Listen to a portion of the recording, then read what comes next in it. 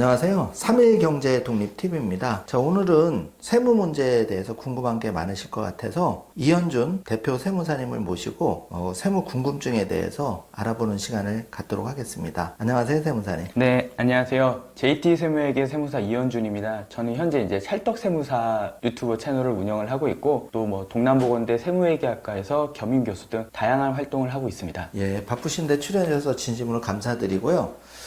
먼저 이제 제일 궁금해하는 게 우리가 이제 부모님들이 자녀 중요를 하고 싶어 하는데 사실 이렇게 세금을 거진 안 내고 자녀 중요하는 방법이 혹시 있을까요? 사실 그런 방법은 이제는 없죠. 근데 그러더라도 저희가 조금이라도 줄일 수 있고 좀 더 현명하게 증여할 수 있는 꿀팁에 대해서 좀 말씀을 드리겠습니다.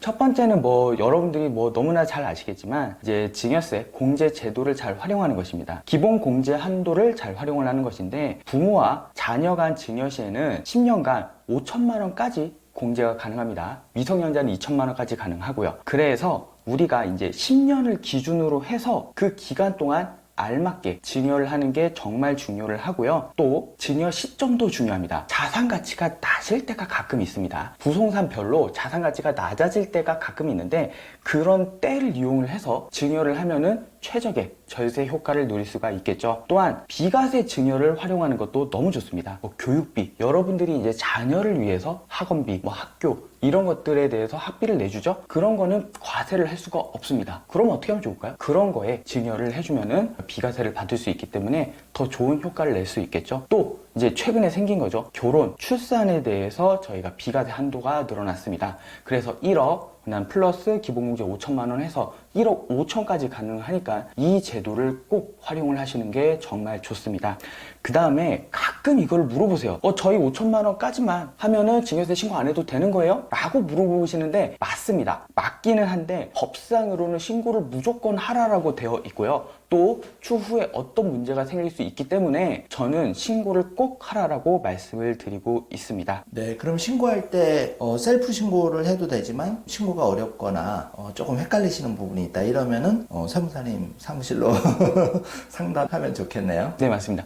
그러더라도 저는 저를 통해서 하시는 것보다 요즘에 홈택스 진짜 잘 돼 있거든요. 그래서 홈택스 가셔가지고 한번 신고를 해보시는 것도 저는 좋은 선택이라고 봅니다. 그러면 신고를 했는데 혹시 잘못되거나 그래도 안 신고한 것보다는 낫고 수정하면 되니까 그런 거죠? 맞습니다. 예. 그럼 요즘 현금으로도 많이 중요를 하려고 그러는데 은행에서 이제 그 ATM기라고 하잖아요. 거기서 현금으로 인출해서 이렇게 중요를 했을 때 한도 같은 게 있을까요? 이것도 한도라고 보기에는 좀 그렇고요. 일단은 제가 방금 말씀드린 그 법정 공제, 아까는 제가 직계 존속이 직계 비속한테 주는 경우 5천만 원까지만 말씀을 드렸는데 조금만 더 확장을 해서 말씀드리면은 배우자 간에는 6억까지 가능하고요. 그 다음에 직계 존속 위로 가는 거 5천만 원, 아래로 비속으로 가는 거 5천만 원, 그 다음에 기타 친촉으로 가는 거 1,000만 원까지 가능하거든요.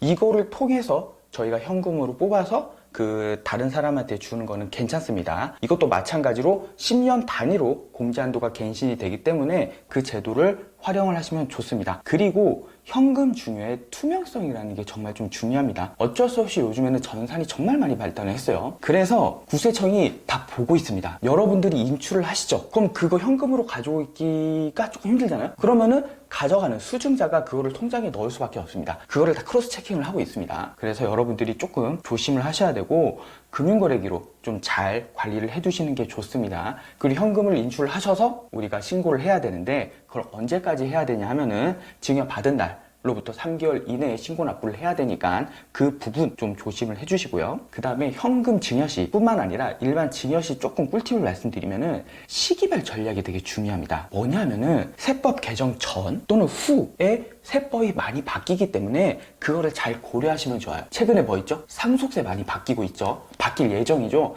상속세만 바뀌는 게 아니라 제 생각에는 증여세까지 아마 바뀔 거라고 저는 보고 있습니다. 그럼 어떻게 돼요? 저희 지금 이제 증여세가 어떻게 바뀌는지 그런 것들을 잘 보면서 앞으로 대비하면 좋겠죠. 그래서 그 부분 바뀌는 것들이 좀 어렵게 바뀌고 그럴 수 있으니까 찰떡세무사 저를 통해서 많이 정보를 알아가시면 좋을 것 같습니다. 예. 또 어떤 분들은 이제 현금 중여를 표 안 나게 200만 원, 300만 원, 500만 원 이렇게 뽑아서 그냥 현금으로 계속 쌓아두면은 안 걸릴 거다 이렇게 하는데 사실은 세무사님 말씀대로 정상적인 범위 내에서 하는 게 좋겠죠. 맞습니다.